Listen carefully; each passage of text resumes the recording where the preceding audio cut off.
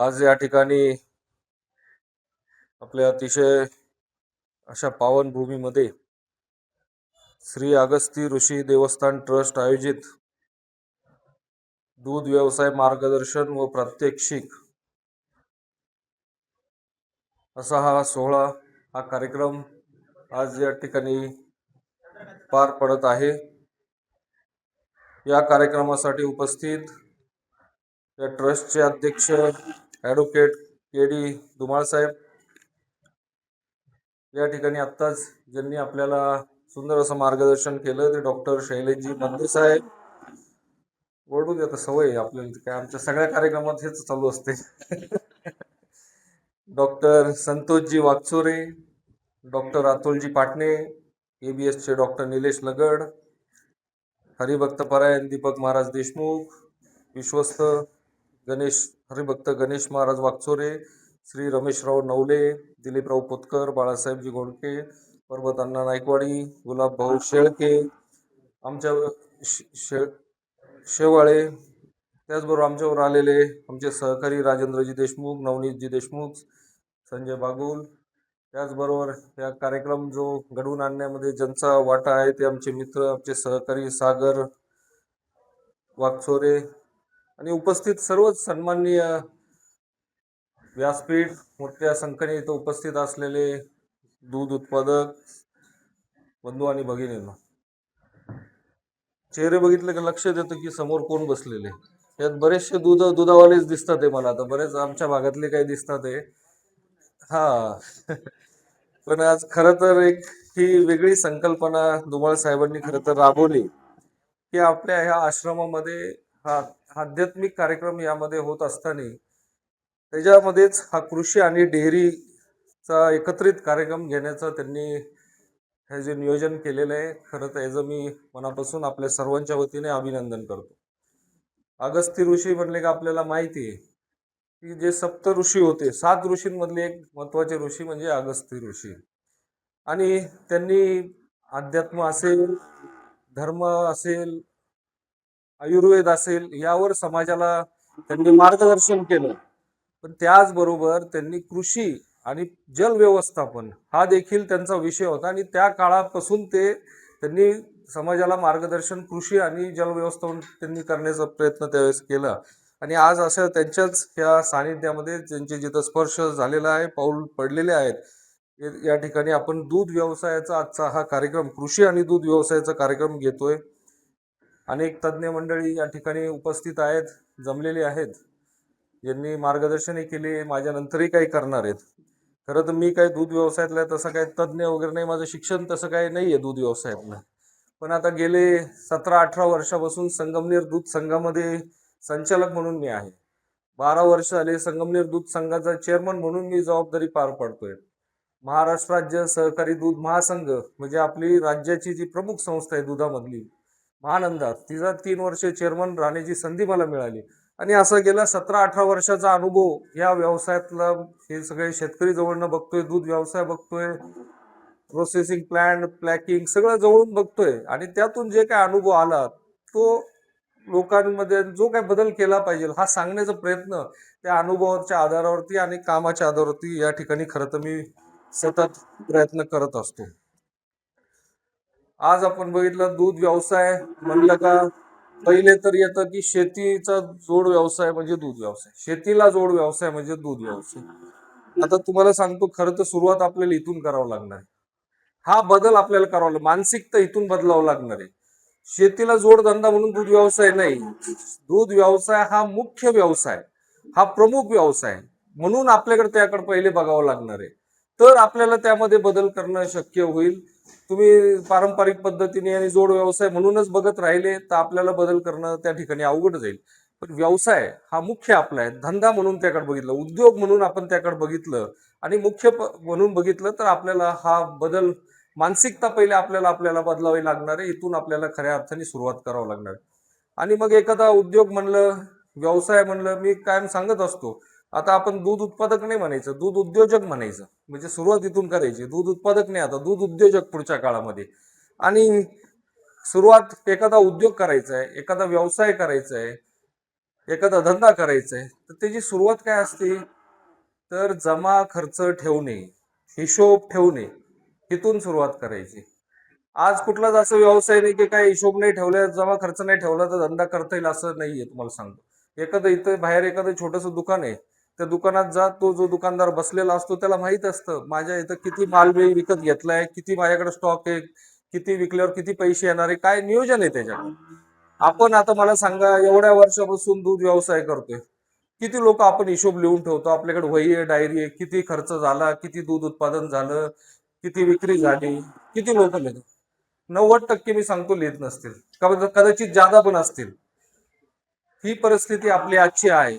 आणि म्हणून आपल्याला आता बदल करायचा आहे तर हिशोब लिहायला सुरुवात करावं लागेल. जमा खर्च सध्या जसा आहे तशा पद्धतीने लिहा. पहिल्या दिवशी काही सगळं परफेक्ट होणार आहे असं काही नाही, लगेच पहिल्या दिवशी सगळा हिशोब जमाला असं काही. पण कमीत कमी किती गायी आहेत, किती चारा त्याला लागतो, आपल्याला दररोजचं किती मुरघास घालतो, किती काय खाद्य लागतं, दूध आपलं डेअरीला किती जातं, किती विक्री होती, कमीत कमी एवढं बेसिक आपण जरी सुरुवात केली तर ही चांगली सुरुवात त्याच्यामध्ये खरं तर होऊ शकते. तर हे दोन बदल प्रामुख्याने आपल्याला सुरुवातीला करावं लागणार आहे. दूध धंदा म्हणलं तर त्यात सर्वात मोठ्या आजची जी अडचण आहे ती दूध उत्पादकता. तुम्हाला सांगतो, आज आपण म्हणतोय मला उद्योग करायचा आहे, मला व्यवसाय करायचा आहे, आणि आपली गाई जर 10 लिटर दूध देत असेल तर आपल्याला जमणार आहे की व्यवसाय करायला, उद्योग करायला. एखाद्या त्या लेवलला जायचंय, तिथपर्यंत आपल्याला जर जायचंय तर आपल्याला दूध उत्पादन वाढवणे हे पहिलं आपल्या डोक्यात पहिले आलं पाहिजे.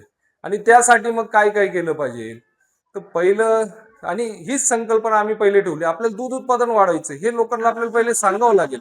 आणि म्हणून त्यातून डॉक्टर साहेब आपली मिशन 50L ही संकल्पना आम्ही त्यातून आपण पुढे आणली. आज मिशन 50 लिटर्स म्हणजे काय, मिशन 50 लिटर म्हणजे शेतकऱ्याच्या दारामध्ये 50 लिटरची गाय निर्माण करायची, हे आमचं विजन, हे टार्गेट आपण त्यामध्ये ठेवलेलं आहे.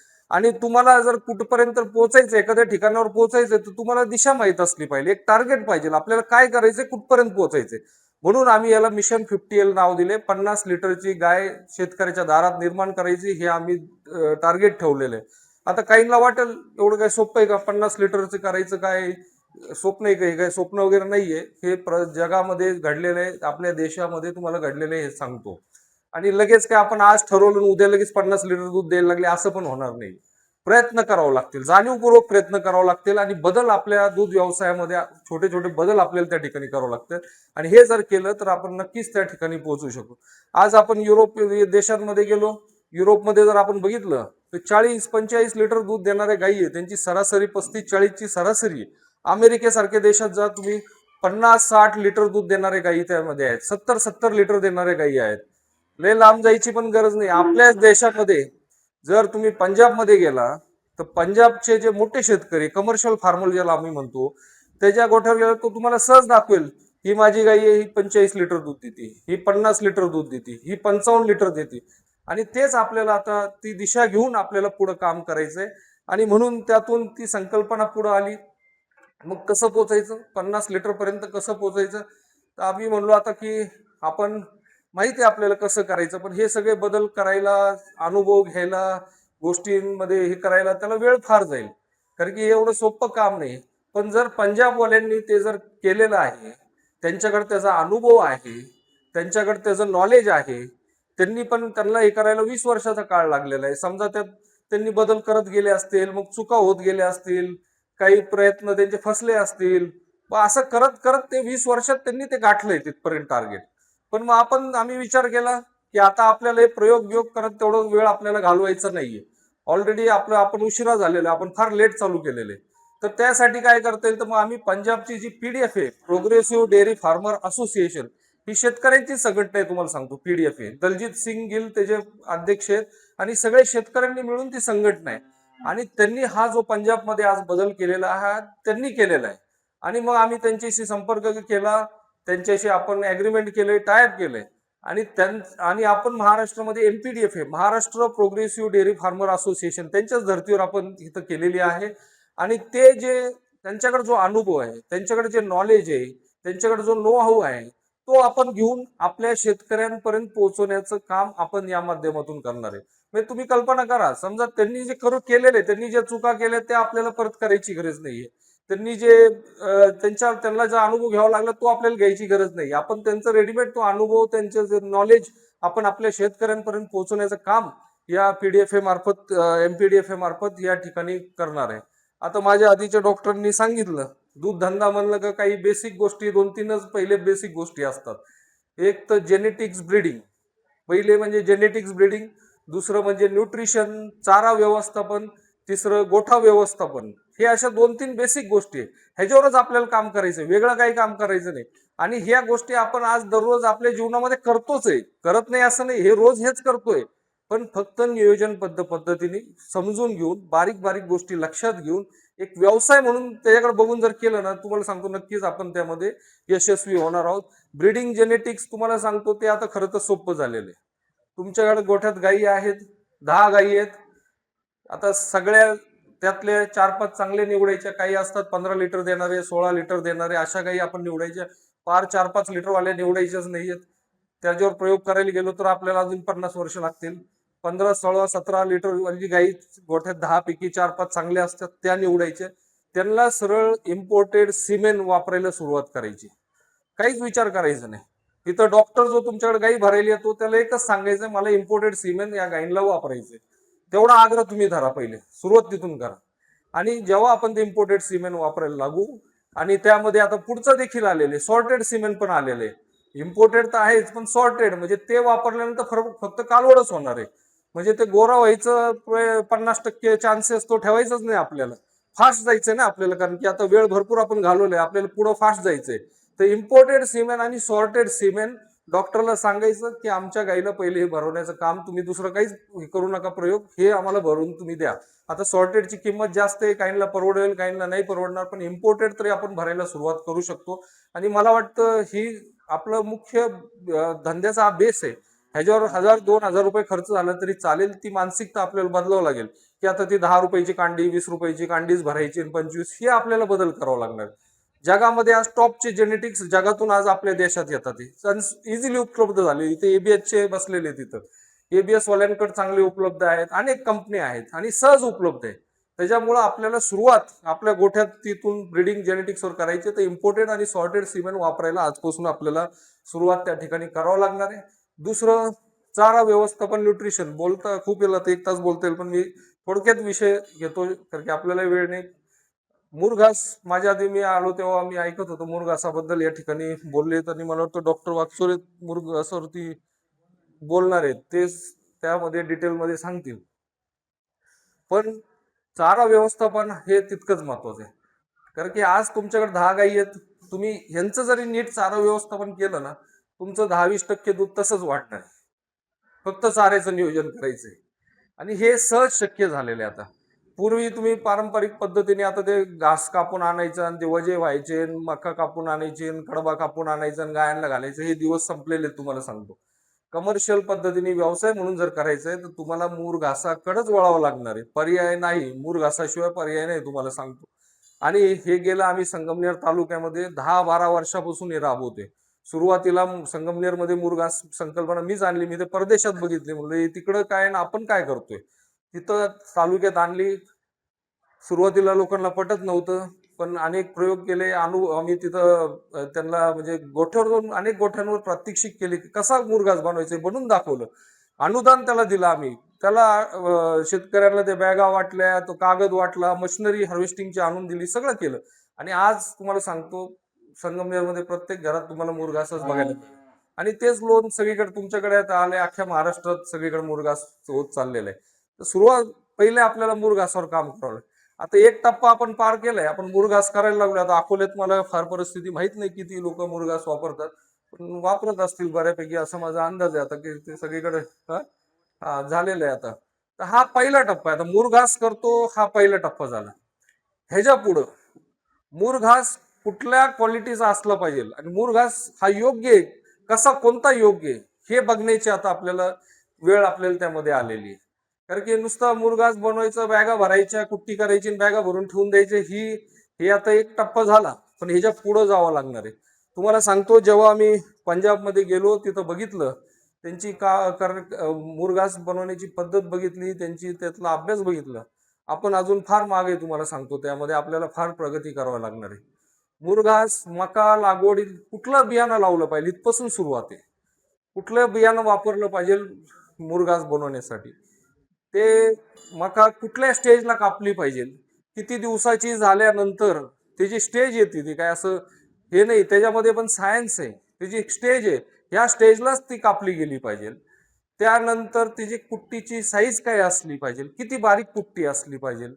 त्यानंतर त्यामध्ये ते किती चांगल्या पद्धतीने दाबलं गेलं पाहिजे, ते सर्वात महत्वाचं आहे. पॅक करणं आणि चांगल्या पद्धतीने दाबणं. आपण आज तिथं आम्ही बघितलं, ते एकदम मुरघास करायला लागले का त्यांचा एक ट्रॅक्टर असतो, तो सतत फिरत असतो, तो दिवसभर तो ट्रॅक्टर त्याच्यावर रोलिंग चालू असतं. म्हणजे किती दाबतात ते मुरघास तो. आणि आपल्याकडे मुरघासाची काय पद्धत आहे, ते 2 जण ते बॅग मध्ये उभे राहिलेले असतात आणि पायाने दाबतात. आता तुम्हीच विचार करा किती फरक आहे. तर आपल्याला हा बदल करावा लागणार आहे. छोट्या छोट्या एक अनुभवातल्या गोष्टी सांगतो. मुरघासामध्ये आपण बघतो, आपण कुठंच बघा, बऱ्याच तुम्हाला कणसाचे दाणे तसेच तसे त्यामध्ये दिसणार त्या मुरघासामध्ये. आता मला सांगा, अख्खं कणसाचं दाणं त्या गायीने खाल्ल्यानंतर ते तिला पचणार आहे का? ते तसंच शेणावाटे परत बाहेर निघणार आहे. म्हणजे आपण एवढं करून, एवढं चांगलं खाऊ घालून त्याचा उपयोग झाला का, ते वेस्ट जाणार आहे, वेस्टेज जाणार आहे. तर त्यासाठी हार्वेस्टरचा वापर करणं गरजेचं आहे. किंवा जे आता कुट्टी मशीन वापरते त्याला बारीक साईजची कुट्टी केली पाहिजे, त्या जेणेकरून तो जो कणसाचा जो दाणा आहे तो पण कट झाला पाहिजे, ऍटलिस्ट त्याचा चुरा झाला पाहिजे, किंवा कट बसला पाहिजे त्याला, किंवा पंक्चर झाला पाहिजे थोडक्यात आपण म्हणतो. आणि तो जर तसा कट बसला त्याला मुरघास करा, तो पचनीय होईल आणि तो उद्या त्या गाईच्या पोटात गेल्यानंतर त्याचा उपयोग, ते अंगी लागणारे त्यातून दूध निर्माण होणार आहे. अख्खाचा अख्खा तसाच बाहेर आला गेला तर तो त्याचा उपयोग नाही. म्हणजे किती बारकावे आहेत, तुम्ही बघा ना, आपण एवढं वर्ष करतोय, हे बारकावे आपल्या लक्षात आलेत का? तर चांगला हार्वेस्टर वापरणं हे मुरघासातलं एक महत्वाचा घटक मला आज दिसतोय. कुट्टी पण चांगली केली तर होऊ शकतं, पण एवढं आता आपल्याकडे वेळ नाही, एवढं बारीक बघत बसायला वेळ नाही. हार्वेस्टरनी त्यामध्ये मुरघास करा, त्यामधून आपलं बरचसं काम त्यामध्ये कमी होईल.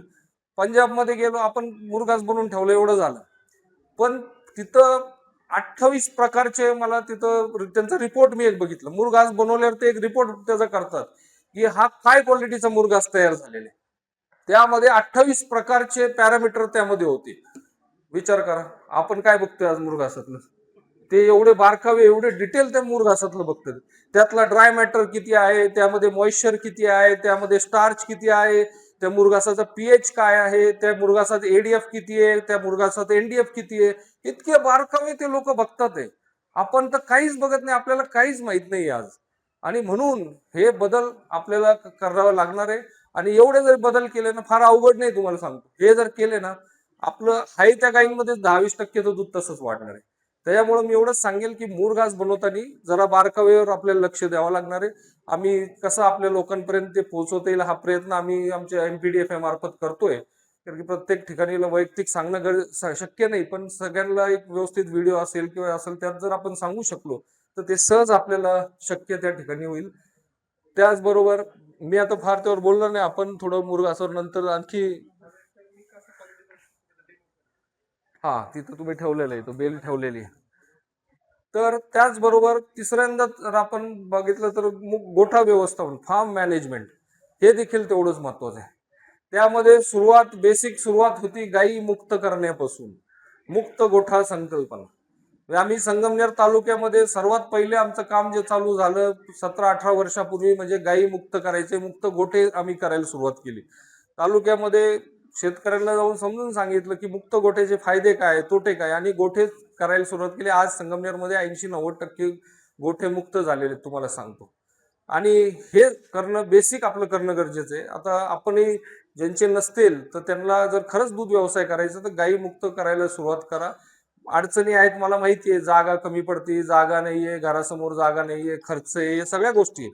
पण जर व्यवसाय करायचा आहे तर यात मार्ग काढून आपल्याला ते करावं लागणार आहे. मुक्त गोठा संकल्पना राबवावं लागणार आहे.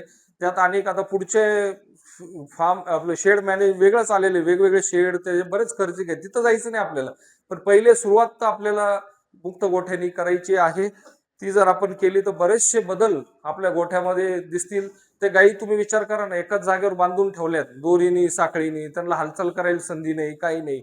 ह्याच ते गायी मुक्त झाल्या तर त्या आपोआप त्यांची गोठ्यात फिरल्यानंतर त्यांची हालचाल होणार आहे, त्यांचा व्यायाम होणार आहे, आजार पण कमी होणार आहे. आपोआप दूध 10-20% दूध तसं पण त्यांचं वाढणार आहे जर गाई आणि हा अनुभव आहे तुम्हाला सांगतो. हे काय अंदाजे सांगत नाही. 10-20% दूध गाईंचं मुक्त झाल्यानंतर ते गोठ्याचं पुढच्या 1 महिन्याच्या आत दूध त्या ठिकाणी वाढतं. आणि त्यापेक्षा गाईचं तर त्यात चांगलंच होतं, पण आपल्या घरात जे काम करणारे आमच्या महिला आहेत त्या गोठ्यात काम करत असतात. रोज शेणखूर करायचंय, सोडबांध करायची, पाणी पाजायचंय, हे केवढं काम आहे. हे सगळं मुक्त गोठा केल्यानंतर हे 40-50% तुमचं काम कमी होणार आहे तुम्हाला सांगतो. हे सोडबांध करायची गरजच राहिली नाही ना. शेण रोज काढायची गरज नाही. 4-8 15 दिवसातून महिन्यातून एकदा ट्रॅक्टर घालून किंवा हाताने काढून घ्या. रोज शेण काढायची गरज नाही. पाणी पाजायला सोडबांध करायची गरज नाहीये. तर 40-50% काम तर आपलं मुक्त गोठ्यामुळे तसंच कमी होणार आहे. तर ह्या पद्धतीने आपल्याला हे बदल करावे लागणार आहे. फार बारकाईत जाणार नाही, वेळेचं बंधन आहे. पण मी जे सांगितलं ते छोटे छोटे बदल आहेत. फार काय आपल्याला मोठं काय करायचं नाही. एक तर इम्पोर्टेड सिमेंट, सॉर्टेड सिमेंट वापरायला सुरुवात करायची आजपासून. डॉक्टरकडे आग्रह धरा. डॉक्टर म्हणतील शिल्लक नाहीये, आज हे उपलब्ध नाहीये, ते उपलब्ध आहे, म्हणावं आम्हाला काही माहिती नाही, आम्हाला ते उपलब्ध करून द्या, कुठून द्यायचंय ते. तिथून सुरुवात करा. दुसरं, सायलेजची क्वालिटी सुधारण्यावर आपण सगळ्यांनी पहिले भर देऊ. क्वालिटी कशी, हार्वेस्टर वापरायचा प्रयत्न सगळ्यांनी सुरुवातीला करा. मला वाटतं हार्वेस्टर जर आपण वापरायला सुरुवात केली तर निम्म काम त्यामध्ये आपोआप होणार आहे. आणि तिसरं, मुक्त गाई ह्या करणं आपल्याला गरजेचं आहे. अशा पद्धतीने जर आपण गेलो तर नक्कीच हा दूध धंदा आपल्याला परवडणारा आणि फायदेशीर त्या ठिकाणी होणार आहे. मला तर सध्या आता चांगलं वातावरण दूध धंद्याला झालेलं आहे.